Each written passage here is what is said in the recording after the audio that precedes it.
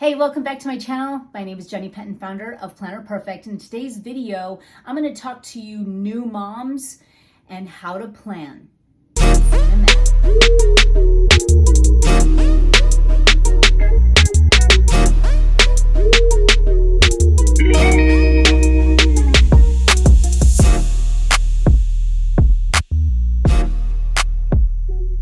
Hey girls, I am doing a shout out to new mamas because I had a question, and I get it quite a bit actually, but when I saw it again in my fans group of a mom who's a fresh new mom wanting to know how to plan around an infant, I thought, you know what? I'm gonna do it. I'm gonna do it. So it doesn't matter how old you are, it just matters if you're a new mom. And you know what? Even if you're a mom that is a fresh new mom, but even have littles, this video is for you. And you know what? Even if you don't have babies, I say you listen to this video anyways, or if your babies are grown, because it's all relevant to planning, okay? So I feel like this is where I shine. I do. Now, I've had 8 children, so I have always planned all the time and have lived intentionally through all of my babies and pregnancies. So one of the things that I did see on my fans, and these are all perfect points, and I love it when my girls get in there and inspire other women as a new mom to say, hey, don't stress about planning, don't stress about things, just enjoy your baby, don't worry about things. I think that's all great. And I think that that goes without saying. When you first have a baby, of course, you're going to want to chill. You're going to want to heal. You don't really feel like walking around too much. And you want to make, and usually this is when you have your mother or your mother-in-law, you've got friends and family who really help bring meals, rally together, and to help this new baby, welcome this new baby into the home and help with you as a new mom. But one of the things I want to share is beyond that, once you kind of get a little bit of a rhythm and maybe the baby is about a month old, and we all get a little antsy about that point. I mean, we're ready. I know I was. I mean, you can only, rest and document their first coup for so long before you feel like, I probably should put in a load of laundry.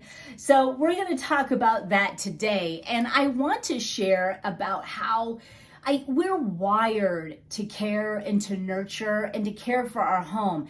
You don't want to put off or act like your home shouldn't matter when you have a baby, because it really is a conflict of interest. And I feel like it'll cause you more mental anguish if you look at it that way for too long. I think you should have that balance and that important stage of when you are resting and healing your body from labor and having a new baby. I'm talking about like after. Now for me, I probably would I got moving usually fairly quickly, but it was slowly. I would carry my baby everywhere and I would handle things around the house.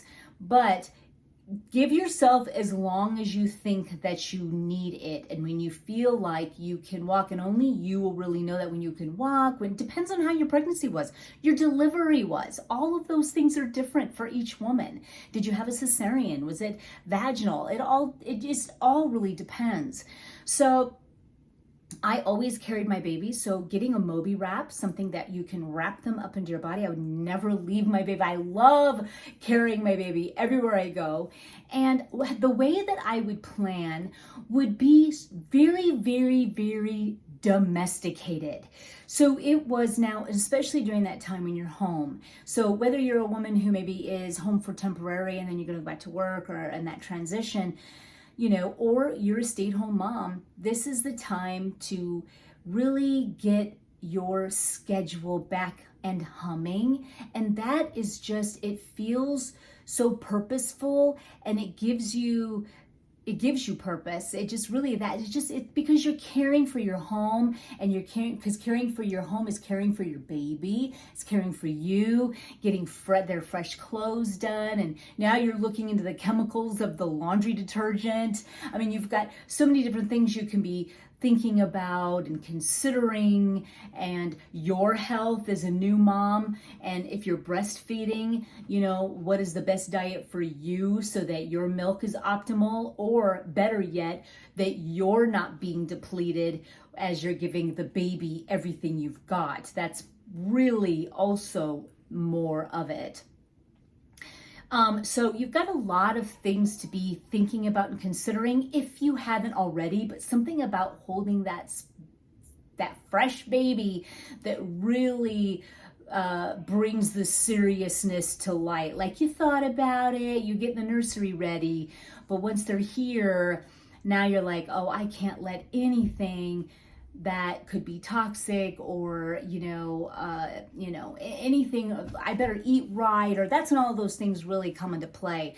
So in your goal pages, those are beautiful places to be able to put down your diet, how you want to eat fresh whole foods, keep the sugar almost to zero,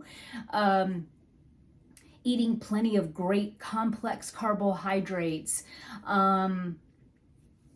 and making sure that you are fueling your body. If you're nursing, fueling your body for nursing. One of the things I did, and I would never do again, is that I was always dieting, and I felt like I was my baby. I always had milk, and I nursed till like they were 5 for each one of them.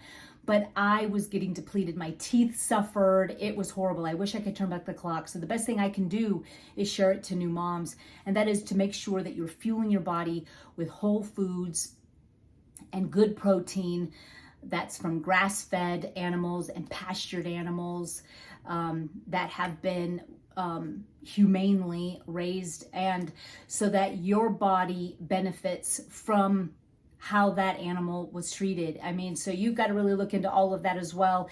Also taking note that you're just planning a domesticated day. Now, the baby's schedule and rhythm may kind of change, and you're kind of on your baby's rhythm, and that's beautiful. So just kind of have a general guideline for yourself. I always was like, I'm going to get up, you nurse, you then can get going for the day, or when that nap is, then you shower. It's for you to decide on how you want to do this, but definitely get in there and start setting your intentions. I would bake breads. I would make wholesome meals during this time for my husband and I. I mean, I felt extra domesticated. I would be folding clothes. It brought such pleasure to have a clean home and to have things in order having a new baby. Nothing made me feel more mentally not at ease than having a dirty house, no food, not prepared, and a fresh baby. So I think you've got to understand that planning isn't supposed to be something that is like planning intentions and purpose for how to flow and go within your day. It's not something that is like an add-on that to your life that you should just add on later when your baby's older. Planning and setting intentions and being purposeful in how you move and live in your day is a part of your everyday life and who you are. You're living, you're existing. You've got a fresh baby you're caring for. Now's the time more than ever to be purposeful in all of the things that you set out to do. I mean, so look at it that way. And I think that mindset shift will help you understand that creating a rhythm for you and your baby to get moving slowly in your day, and cleaning out the fridge, or even going out to the grocery store together, all bundled on your body, and having this list of nutritious foods you're buying, or preparing a meal, or taking time for the shower while they nap, and adjusting and adapting is your season, and knowing that you plan accordingly. You know, your life, my life having a newborn was going to look a lot different than how my life looks now with children that are older. So it's just knowing in that season, you've got to be able to truly be able to adapt. They tend to wake up from a nap unexpectedly and cry, and so you're tending to them. And so, but when you're home and you are being domesticated and you're taking care of home, having a pile of, you know, laundry in a beautiful basket, and you're nursing and it's right by you, and you know that you can snuggle them and even fold washcloths. I mean, it's a beautiful thing. It's not a matter of the baby or the laundry. It's a matter of how to incorporate the baby in your full, beautiful, blissful, domesticated routines. And a lot of times, I mean, it's easier than you think, because you can wrap them and bundle them to your body, and they sleep all the time, and you're folding clothes. Or I've even carried grandsons around in a Moby, and they're fully awake, and I'm folding clothes, and I'm vacuuming, and I'm making sure my fridge is clean and meals are prepped, and I know what I'm eating, and I know what I'm feeding my family, and I have the baby's clothes freshly washed with a non-toxic laundry detergent. You know what I mean? It's a beautiful, beautiful time. Enjoy it, plan for it, be intentional about it, just like anything else. And remember, planning isn't a separate entity. It's not baby or planning.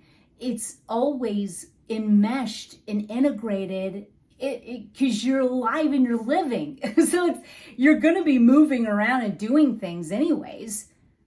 So you might as well be purposeful about it.